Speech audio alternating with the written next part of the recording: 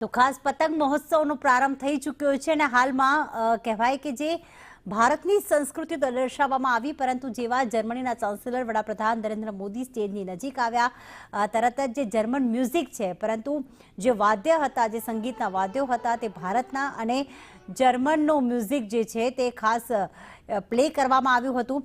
સાથે સાથે જ્યારે જર્મનીના ચાન્સેલર જે ફ્રેડરિક મર્ઝ જ્યારે ગાંધી આશ્રમની મુલાકાતે પહોંચ્યા હતા, ત્યારે તેમણે એક સંદેશ પણ લખ્યો હતો અને જે સંદેશ બુકમાં પોતાની એક નોટ પણ લખી હતી।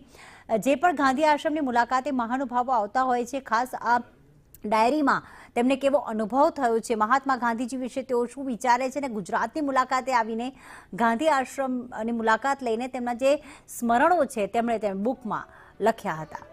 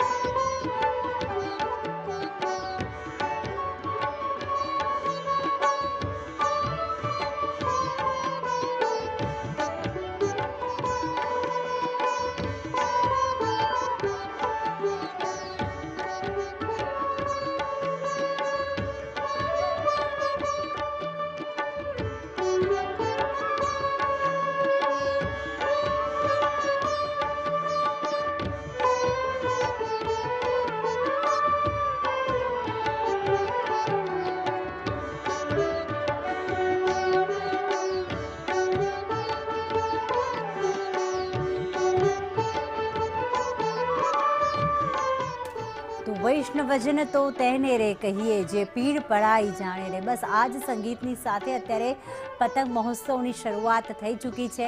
આકાશમાં રંગબેરંગી દેશ વિદેશના પતંગબાજો જે છે અત્યારે પતંગની મજા તો માણી રહ્યા છે, પરંતુ આ તરફ એક દોસ્તીની પતંગ, દોસ્તીના સંબંધો વધુ મજબૂત થઈ રહ્યા છે। ભારત અને જર્મનીના સંબંધો પહેલેથી જ ખૂબ જ સુદૃઢ રહ્યા છે અને હવે આ મુલાકાત બાદ, આ દ્વિપક્ષીય બેઠક બાદ જે મહાત્મા મંદિર ખાતે પણ યોજાવાની છે થોડા સમય બાદ, તેમાં ખાસ આ પ્રગતિના પંથે અને સંબંધો વધુ મજબૂત બનશે। આખું કહેવાય ને કે આ આંતરરાષ્ટ્રીય પતંગ મહોત્સવના અનેરા જ રંગ અત્યારે જોવા મળી રહ્યા છે। આ દોસ્તીના રંગ છે, આ સંસ્કૃતિના રંગ છે।